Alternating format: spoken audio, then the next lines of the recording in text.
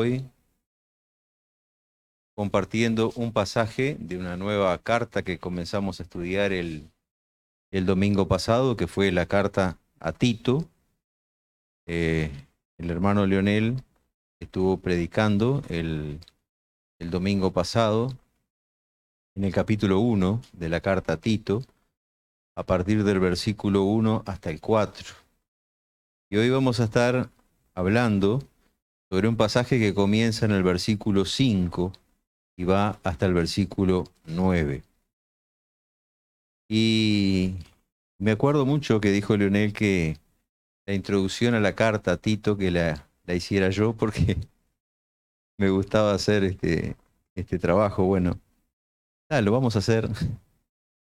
Este, y vamos a comenzar diciendo que esta carta a Tito hace parte de 3 cartas pastorales que escribió Pablo eh, en la Biblia. Ya vimos primera carta a Timoteo, segunda carta a Timoteo, y esta es a Tito, la epístola a Tito. En la Biblia hay algunas referencias a Tito.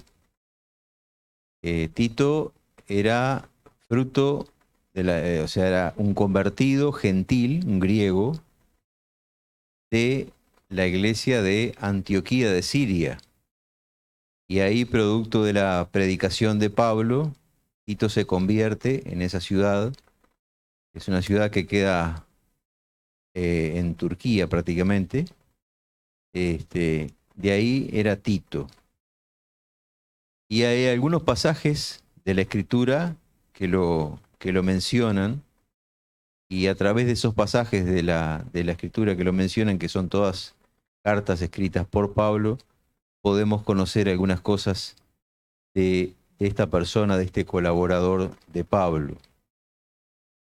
Eh, Podemos ver que ya en los primeros versículos, como estuvo predicando Leo, Pablo se presenta como un esclavo de Cristo, un esclavo por amor, y, y en esa presentación que hace, al final de ella, él menciona en el versículo 4, dice, a Tito, verdadero hijo en la común fe, gracia y paz del Dios Padre y del Señor Jesucristo nuestro Salvador.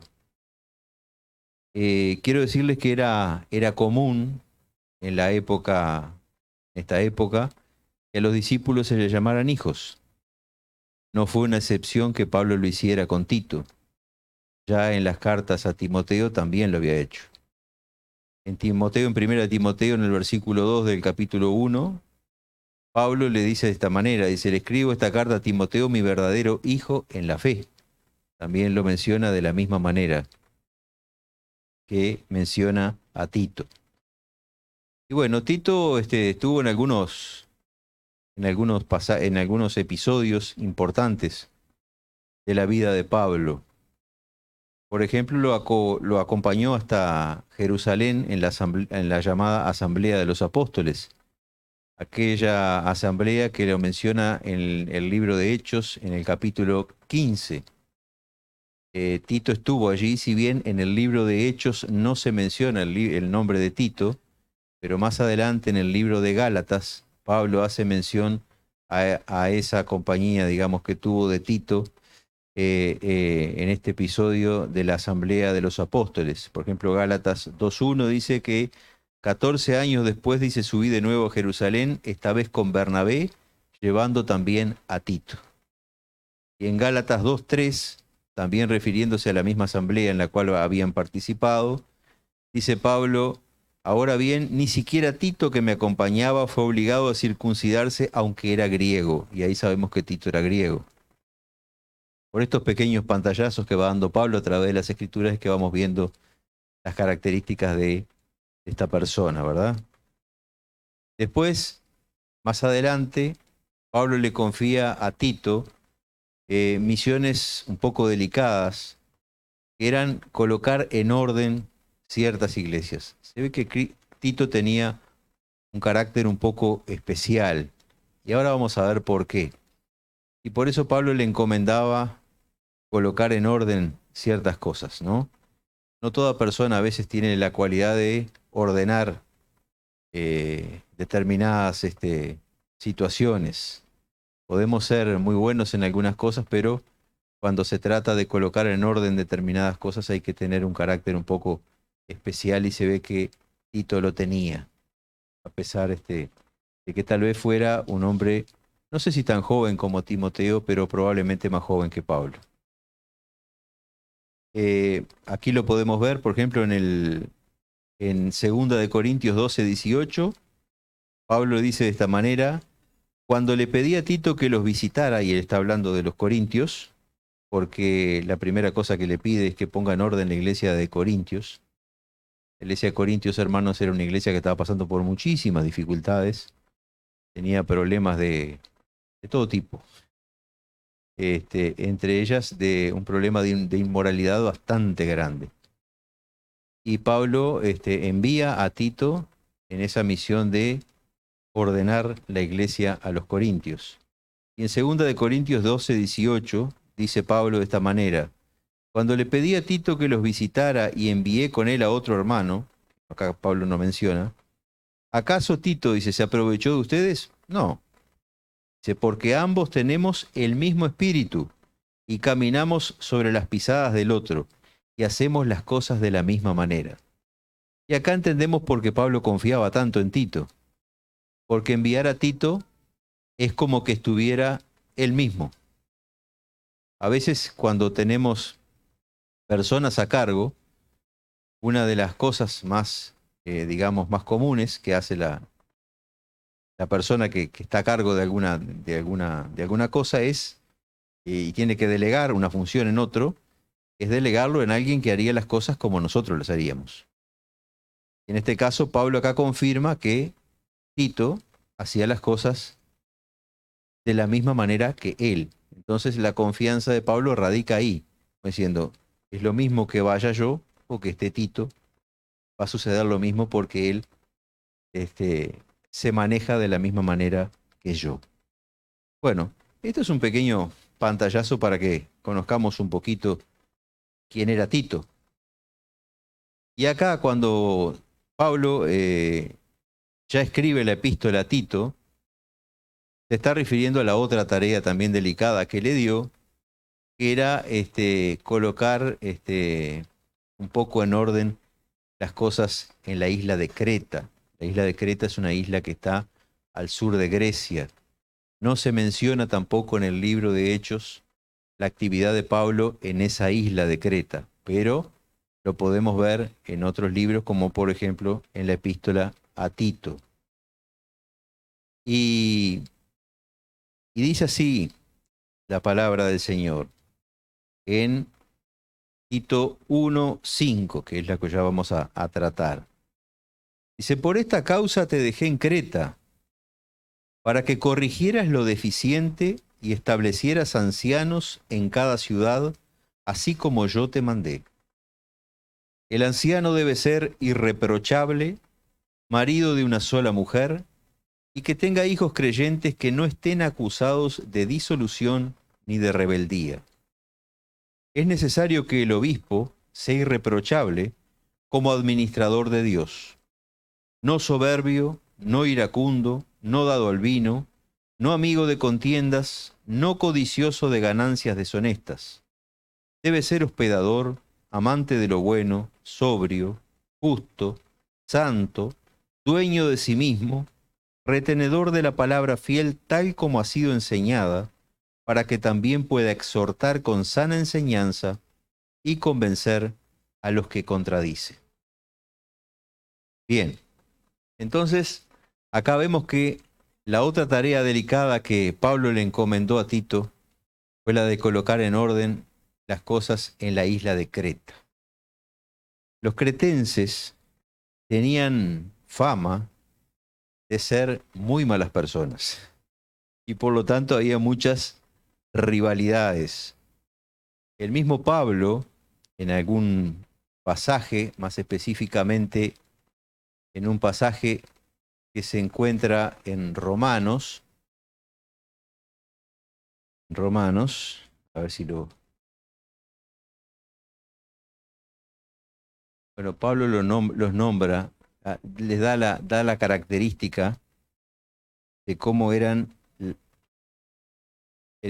el mismo Tito, sí, 1, 1:12, 1:12, sí, perdón, no era Romanos, tiene razón Néstor, gracias Néstor. Dice, uno de ellos, su propio profeta, lo llama profeta Pablo, en realidad no era profeta de Dios. Dice, dijo, los cretenses son siempre mentirosos, malas bestias, glotones, ociosos. Este testimonio es verdadero, dice Pablo. O sea, no se guardó nada. Fue clarito cómo era esta gente, ¿no? Y bueno, había problemas entonces en la iglesia de Creta y Pablo envía a este fiel colaborador que hacía las cosas como él para que corrigiera esas deficiencias. Ahora, hermanos, vamos a estudiar lo que es, digamos, histórico bíblico, ¿verdad? De la carta de Tito. Pero también, obviamente, vamos a sacar la parte espiritual que nos toca, porque la Biblia está para hablarnos a nosotros.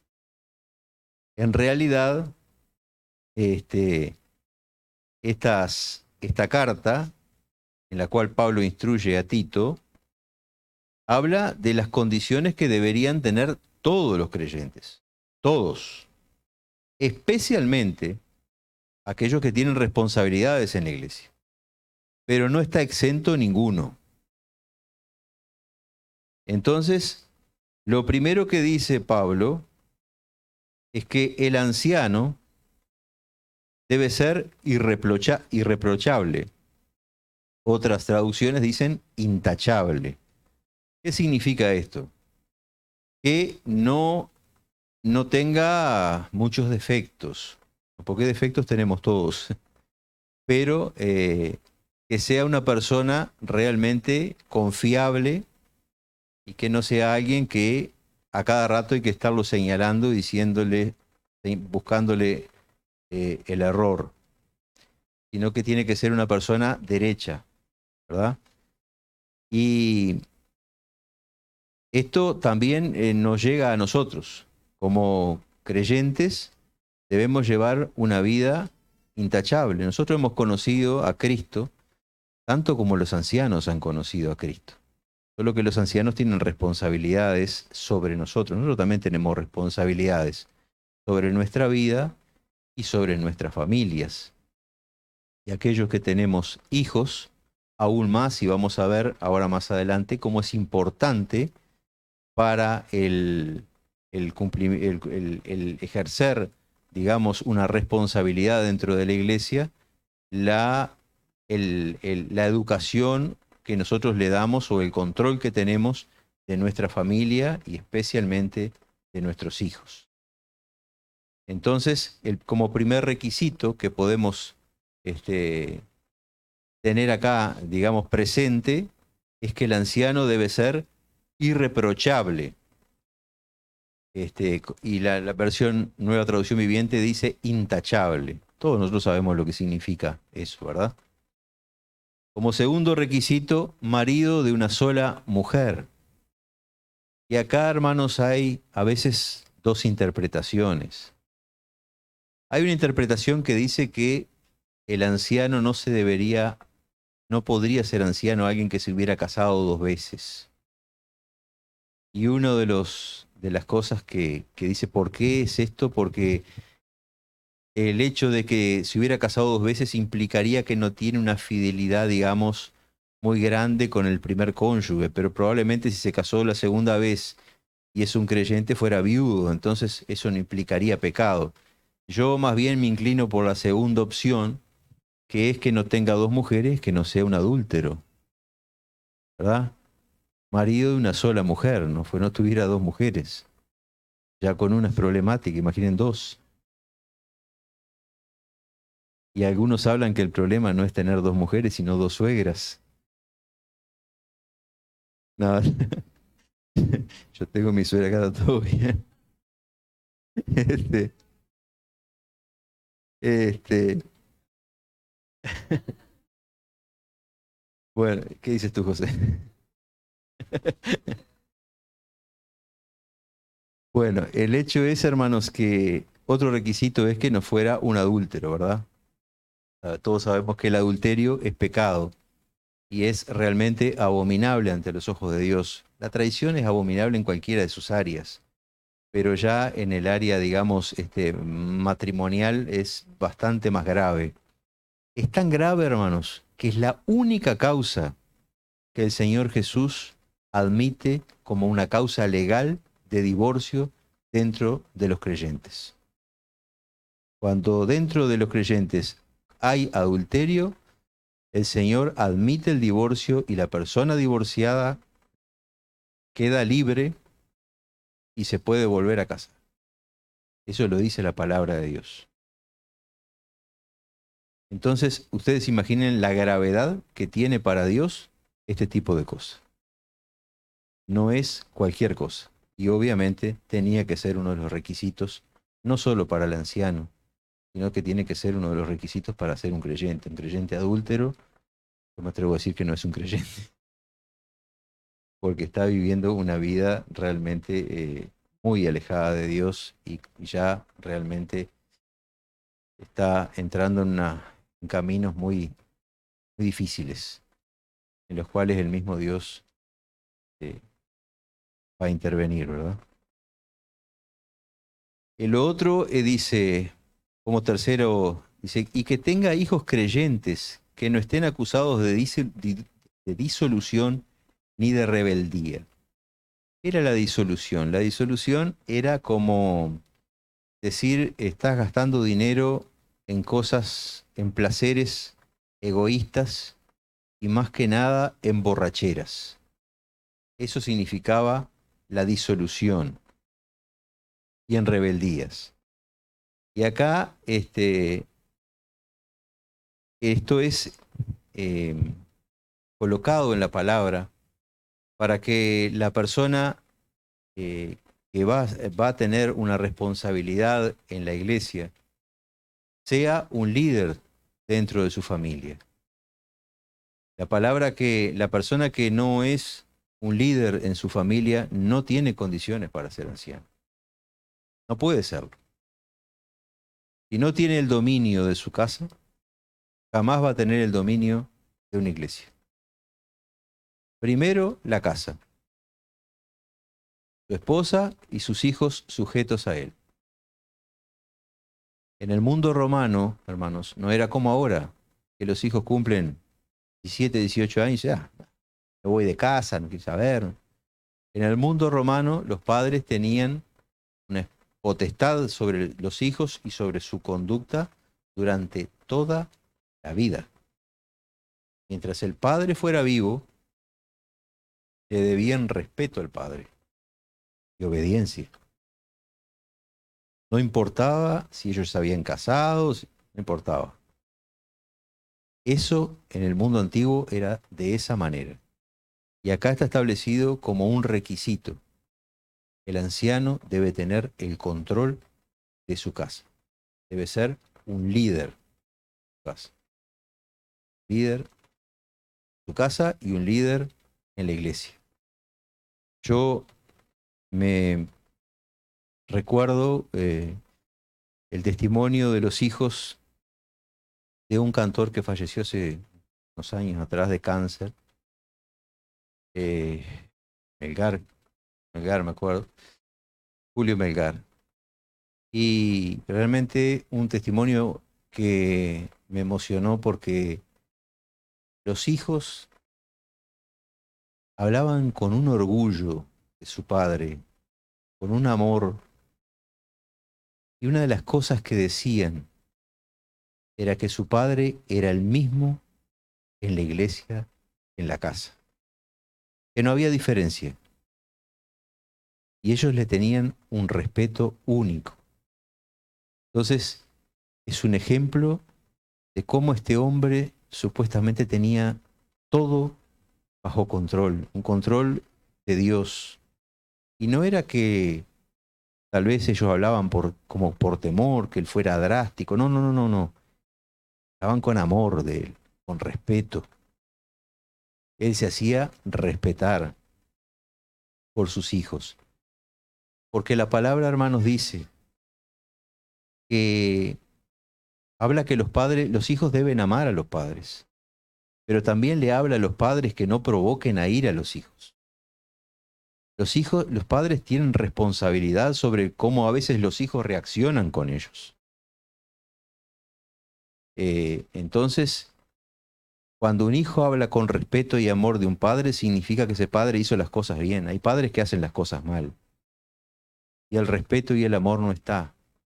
Pero en el caso este de un creyente, no podría jamás ocupar un puesto de esta relevancia si no tuviera el control de su casa, el liderazgo de su casa. Y esto no, como lo vuelvo a repetir, no es hecho de una manera, digamos, soberbia, de una manera realmente impositiva, que se imponga. No, es hecho a través de testimonio, a través de amor, a través de respeto. El liderazgo, hermanos, se conquista no por fuerza. El liderazgo se conquista por respeto y se conquista por amor. De esa manera no se puede fallar. Yo siempre digo, el miedo se pierde, el respeto no. Si uno se impone a alguien por miedo, va a llegar un momento que le va a dejar de tener miedo. Y se le va a oponer. No tenga la menor duda que se le va a oponer. Pero cuando lo respetan a uno, ese respeto permanece.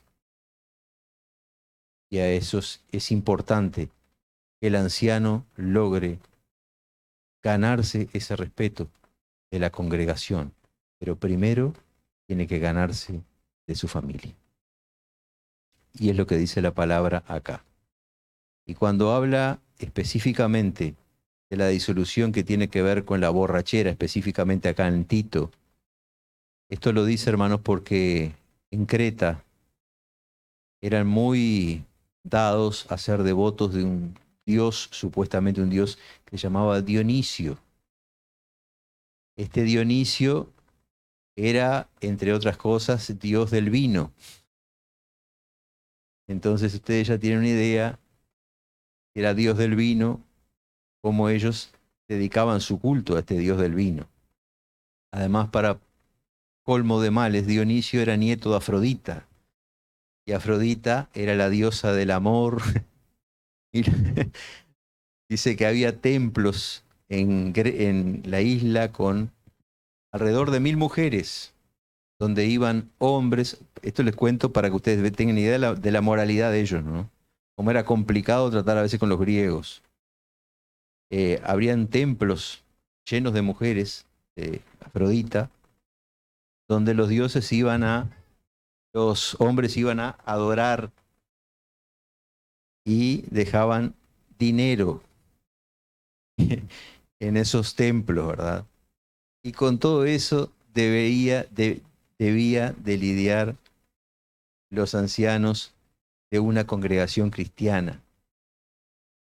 Porque, obviamente, digo, todo este tipo de cosas influenciaba a los cristianos.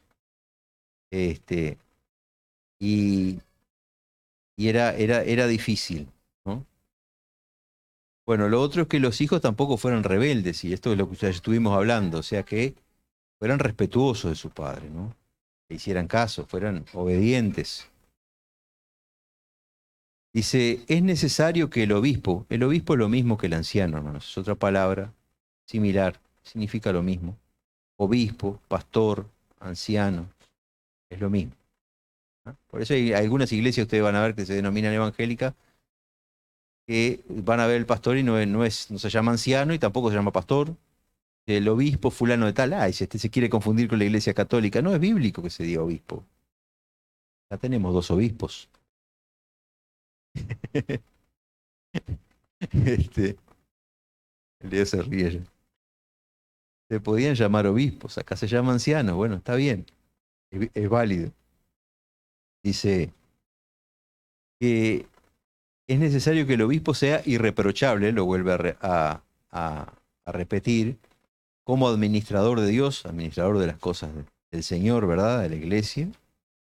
Dice, no soberbio, o sea, que la persona no sea arrogante, no arrogante, no dado al vino, otra vez, que no sea borracho, que Dionisio no ande en la vuelta ahí, ¿eh? Que no se acuerden de Dionisio, este, que no sea iracundo, de las personas que son iracundas, dadas a la ira, son los iracundos, aquellos que cantaban, que a algunos acá todavía les debe sonar la musiquita en la cabeza, ¿no? Iracundos, miren los nombres del grupo musical. ¿Ah? Iracundo, una persona con ira. La ira, dice la Biblia, que es fruto de qué? De la carne. Si estás en la carne, porque no estás en el espíritu. Si no estás en el espíritu, no estás con Cristo, hermano. Es bien simple, es toda una cadena. Entonces, no, el obispo no podía ser iracundo, no dado al vino, no amigo de contiendas, o sea, no gustarle andar en problemas, en líos, no codicioso de ganancias deshonestas. ¿Ah? Hay algunos que les gusta a veces aprovecharse de ciertas. Mirá, podemos hacer las cosas de esta manera porque así ganamos un poquito más y saltamos total. El gobierno acá se olvidó de esta y saltamos la valla acá porque hay un vacío acá en esto que y ya se quieren aprovechar. Hermano, eso no es bueno, no termina bien, no termina bien. Además, la persona que está pensando de esa manera ya significa que no, la cabeza de él no está muy centrada en lo que el Señor se refiere, ¿verdad? Tenemos que llevar las cosas de una manera que Dios las apruebe. De esta manera vamos a tener la bendición del Señor. Dice, debe ser hospedador, persona que le, que le resulte, digamos, agradable hospedar a gente que viene de repente de otro lado, necesita un lugar donde quedarse y todo eso. Bueno, dice que el obispo debe ser hospedador, hacerlo de buen grado. Y generalmente cuando estamos hablando de creyentes, la persona que anda viajando y todo eso y que necesita de un hospedaje, realmente trae una carta de recomendación de otra persona, de otro anciano o algo que atestigua que la persona es buena gente, digamos, que es una persona realmente creyente, que no le va a causar problemas en la casa, que no se va a arrepentir de haberlo tenido allí. Este, así que dice que debe ser amante de lo bueno, o sea, de las cosas buenas, sobrio. La persona sobria es una persona que no levanta demasiados, digamos, que es más bien tranquilo, realmente no aparenta mucha cosa, no sé cómo explicarlo, ¿no? Serio, sí, serio, una persona seria y ahí está, tranquilo, y dice sobrio, justo, santo, santo, el santo, ¿verdad? Apartado para el Señor, que le gusta estar en las cosas del Señor. eh, Como el Señor dijo, ¿no? Sed santo, dice, porque yo soy santo. Entonces, andar, realmente deleitarse en las cosas del Señor.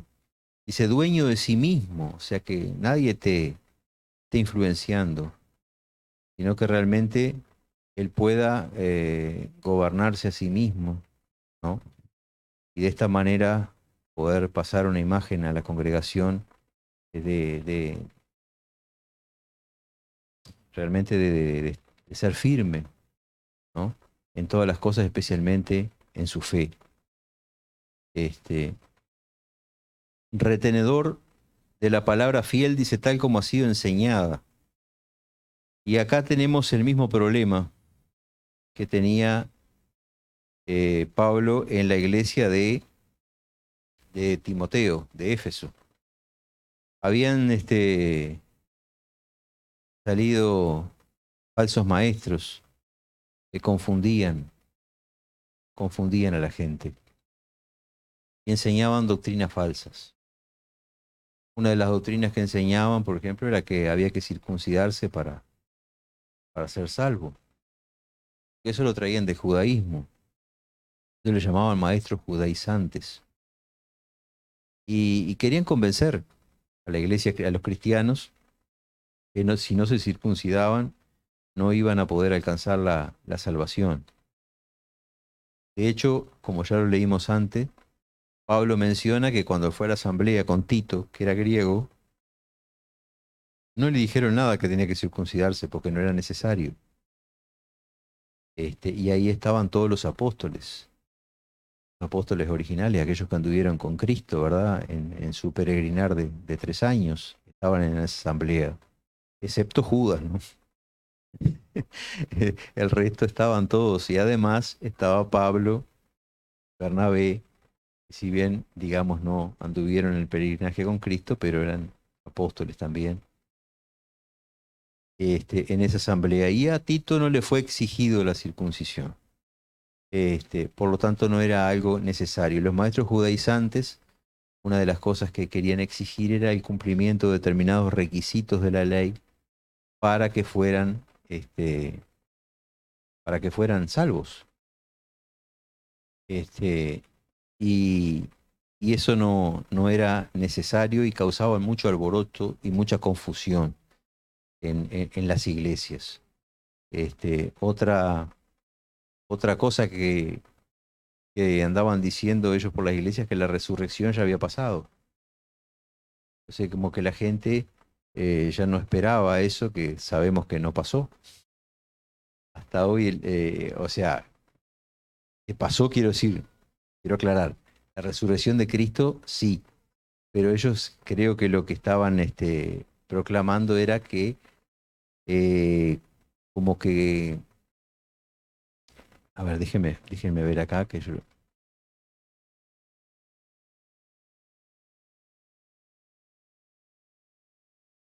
que la resurrección de los muertos ya se había efectuado, era lo que decían ellos. O sea que lo que nosotros estamos esperando de cuando venga Cristo a buscar a su iglesia, dice que los muertos en Cristo resucitarán primero. Te encuentro sin primera de Tesalonicenses, ¿verdad? Ellos decían que esa resurrección ya se había efectuado. Y eso no es así. Eso se va a dar cuando la iglesia, cuando Cristo venga a buscar a su iglesia. Este, entonces eran doctrinas, hermanos, que confundían bastante a la iglesia, confundían muchísimo. Y dice que el anciano debía ser retenedor de la sana doctrina. ¿Para qué? Para que también pudiera exhortar con sana enseñanza a otros y convencer a los que contradicen. Cuando venían con la doctrina extraña, él podía refutarla porque él estaba reteniendo la sana doctrina. Así que estos eran los requisitos para un anciano. Pero ahora yo pregunto lo siguiente. ¿También no son requisitos para todos nosotros? ¿No será bueno que nosotros tal vez no seamos ancianos y nunca lo vayamos a hacer? Porque algunos no tenemos ese ministerio. Yo no lo tengo. Este, pero también debemos ser irreprochables, intachables. También debemos tener en nuestra casa en orden, hermanos, porque son cosas que a Dios le agrada. ¿O usted cree que Dios le pidió solamente esto a los ancianos? Lo que yo acabé de leer acá y lo que pudimos ver, ¿es solo para Leo y para Sergio? No, es para todos nosotros. Y no solo para los hombres, para las mujeres también. El hecho de todas estas características Si nosotros fuéramos soberbios, deshonestos, dados a la ira, borrachos, seamos hombres o mujeres, ¿qué sería esta iglesia, hermanos? No estaríamos agradando a Dios. Dios se agrada de un pueblo que sea santo, como Él lo dijo. Y dentro de la santidad de Dios, dentro de una vida piadosa de Dios, no tienen cabida este tipo de cosas. Está bien. Nosotros se nos predicó el Evangelio, creímos, Dios perdonó nuestros pecados. Está bien eso. Es lo correcto. Él nunca más se va a acordar de nuestros pecados, pero tampoco eso es una condición o, digamos, una carta abierta para que vayamos y hagamos lo que queramos. No es así. No funciona de esa manera. Dios quiere que su pueblo se comporte de determinada manera. ¿Y por qué? Porque nosotros, hermanos, somos, además, un ejemplo al mundo. El mundo tiene que ver a Cristo a través de nuestras vidas.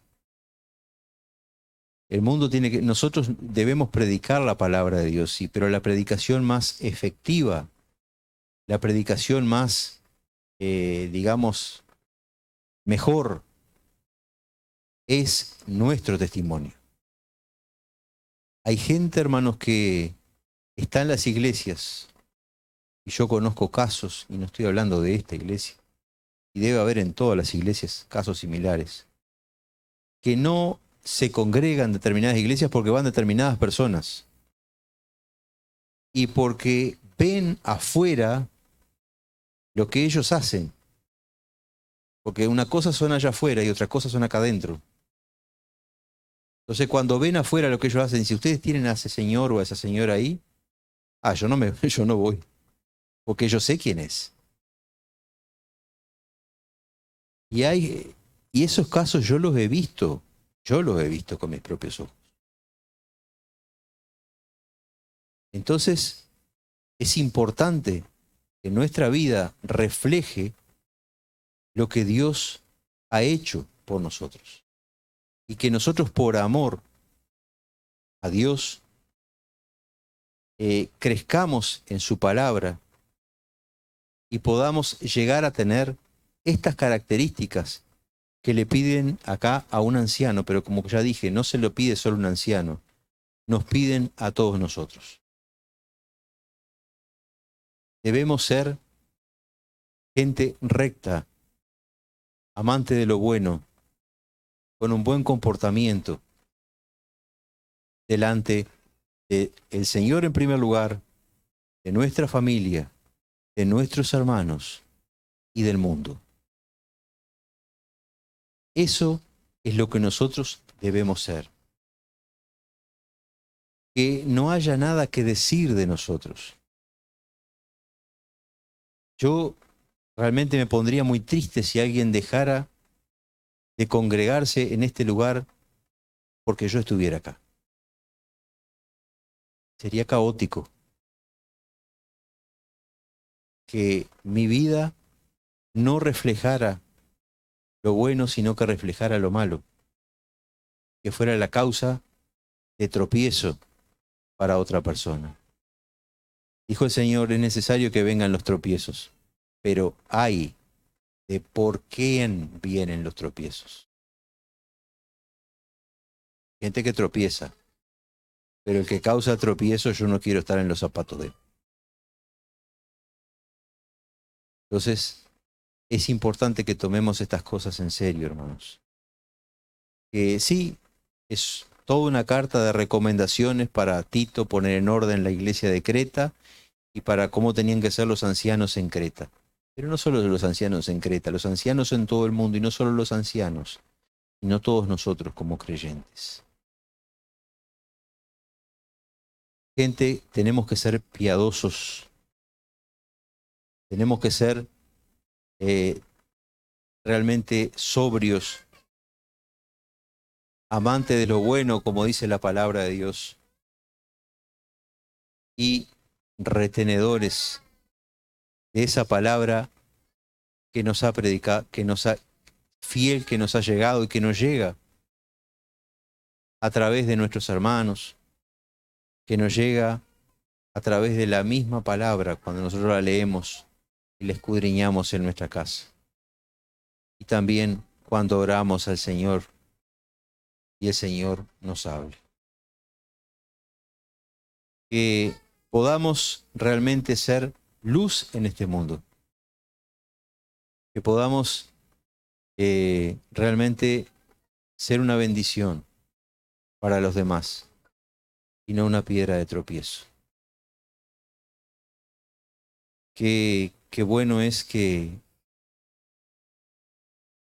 el Señor nos ayuda y nos alienta a través de su palabra a hacer las cosas de esta manera, hermanos. A veces pensamos que